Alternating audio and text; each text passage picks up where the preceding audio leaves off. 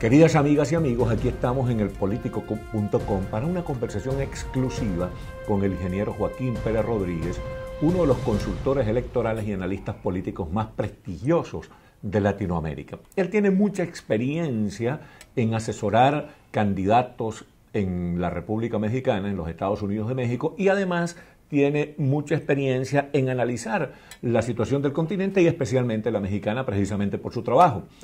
Y ocurre que las elecciones mexicanas en este momento están siendo muy controversiales, tienen muchas aristas interesantes desde el punto de vista noticioso, porque hay muchísimo chance de que el candidato del PRI, el señor Enrique Peña Nieto, sea el próximo presidente de México, y la gente teme que se pueda volver aquel viejo PRI que gobernó durante 71 años de manera continuista, abusando del poder, promoviendo la corrupción, incluso siendo más o menos complaciente con el narcotráfico. Bueno, todas esas acusaciones que se le hacen al PRI. ¿Es posible, Joaquín, que el PRI no haya cambiado, que sea el viejo PRI o el PRI cambió? Cambió hacia afuera, se puso un copete. Buscaron un candidato joven. Una imagen Pero juvenil. fíjate, eso es a nivel federal, a nivel nacional, ¿no? Que el PRI está fuera del gobierno hace 12 años. Porque en una cantidad de estados ha seguido siendo gobierno.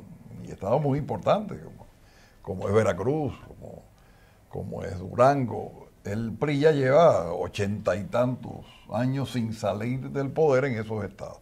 Así que sería más bien un regreso a la presidencia de la República, pero no al gobierno, porque han estado en el gobierno mucho tiempo. Y ahí donde gobernaron esos estados, siguen con esas prácticas del PRI, que lo acusan de ser una fábrica de fraudes, que lo acusan de abuso de poder, que los acusan de ser muy complacientes con la corrupción y el narcotráfico. ¿Sigue eso en los estados o se ha producido un cambio visible? Mira, el presidente del PRI, el señor Moreira, expresidente del PRI hasta hace muy poco, ¿no?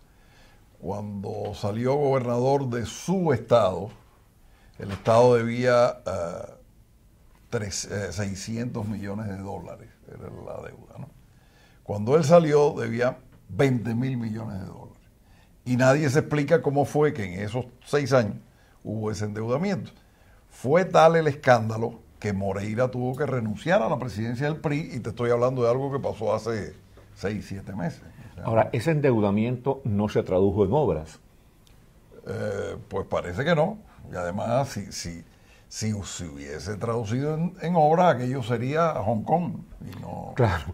Ahora, Peña Nieto, en su acción como gobernador del Estado de México, se le puede conceptuar como un gobernador exitoso, como un gobernador competente, como un gobernador que hizo una gestión válida. Desde el punto de vista de opinión pública, sí. Desde el punto de vista de hechos, no. O sea, el Estado de México es uno de los estados afectados por la violencia. Es un estado que no ha crecido tanto en materia de empleo, como por ejemplo en Jalisco. O sea, hay una correlación grande y preocupante entre inestabilidad del crimen y corrupción entre estados que están mandados por el PRI y estados que están mandados por el PRD o por el PAN, o sea, en detrimento de los estados que manda el PRI. Así que lo que ha hecho el PRI muy inteligentemente es buscarse figuras jóvenes, figuras con buena imagen, con buen apoyo de los medios de comunicación, con muchos recursos. Parece y que lanzarlo como si fueran gente nueva y un PRI nuevo. Eso no es cierto. Ahora tú dices con buen apoyo de los medios de comunicación social. Se dice que la todopoderosa corporación televisiva mexicana Televisa está totalmente aliada con Enrique Peña Nieto, el candidato del PRI. Sí, como siempre hacen con algún candidato hasta que empieza a perder, ¿no? Lo hicieron con Madrazo, lo hicieron con Krill.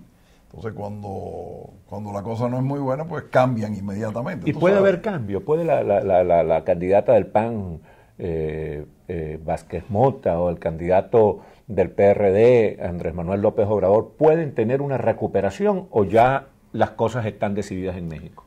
De acuerdo con la nueva ley electoral, que te limita mucho la cantidad de comerciales por televisión y por radio, que te limita la capacidad de que una campaña pueda cambiar esos comerciales, porque quien cambia es el Instituto Electoral, ¿no? Es difícil que haya un cambio. Porque para tú lograr un cambio de imagen en una campaña, tú necesitas tener un control completo de lo que es la publicidad.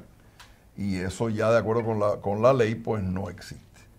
Lo que existe es una posibilidad de campañas noticiosas pagadas, que es lo que está pasando. O sea, los medios de comunicación dijeron, bueno... Pero eso no es éticamente correcto. No, claro que no lo es, pero lo hacen. Entonces dijeron el Instituto Electoral nos va a pagar una gran cantidad por los comerciales de las distintas campañas y además vamos a exigir pagos para publicar noticias. Y el que más dinero tiene o el que está de acuerdo con que moralmente esa violación moral se debe hacer, pues esos son los que están saliendo mejor en los medios de comunicación. Andrés Manuel López Obrador no entra en eso, no tiene buena comunicación. El PAN en un menor grado tampoco entra, pues tampoco tiene buena comunicación. Entonces son las noticias pagadas. Eso está mal, pero eso existe, ¿no? Ahora dime una cosa, tú eres un asesor electoral, un consultor electoral de mucha experiencia, eres un veterano en el análisis político y electoral. ¿Tú te atreverías a decir que ya la cosa está decidida en México, que ya ganó Enrique Peña Nieto, o todavía hay chance de que se produzca un cambio más o menos espectacular, diría yo, en México? Por supuesto que se puede producir, y se puede producir fundamentalmente porque Peña Nieto comete un gran error que no es raro. Peña Nieto es un tipo que funciona en base a la publicidad.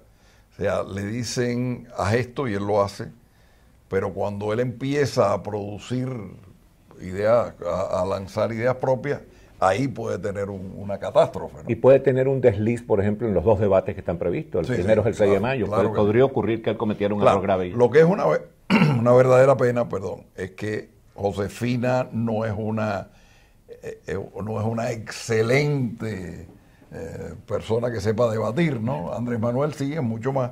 Y yo creo que Andrés Manuel pues lo va a arrinconar. Ella fue una excelente...